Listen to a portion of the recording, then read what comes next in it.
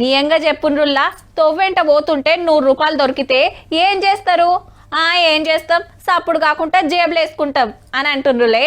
గిట్లనే మన టైం మంచిగుండి ఏదన్నా ఎండి వస్తువులో ఉంగరమో దొరికితే పండుగ చేసుకుంటాం కదా. 100కి 90 మంది గట్లనే ఉంటారు, కానీ గీ అన్నట్ల కాదబ్బా. సజ్జనర్ సారు సన్మానం చేస్తున్నది కండక్టర్ అన్నకు. పేరు వెంకటేశ్వర్లు, అచ్చంపేట డిపో. మొన్నొగలు బస్ ఎక్కి బ్యాగ్ మర్చిపోయారట హైదరాబాద్ గాంధీతాత బస్ స్టాండ్ లా. బ్యాగ్ తెరిచి చూస్తే చాలా కాస్ట్లీ వాల్యుబుల్ ఐటమ్స్ ఉన్నాయి. గోల్డ్ వాచ్, ఆ తర్వాత ఒక పట్టు చీరే, సర్టిఫికెట్స్ 13-14 lakhs మధ్యన ఉంటది అమౌంట్. గదన్నట్టు 14 తులాల బంగారం, 10 తులాల ఎండి, 14,000 రూపాయలు చదువు సర్టిఫికెట్లు ఉన్నాయట. ఎంబటే బ్యాగ్ గొంట పోయి డిపో మేనేజర్ కి ఇచ్చిండట.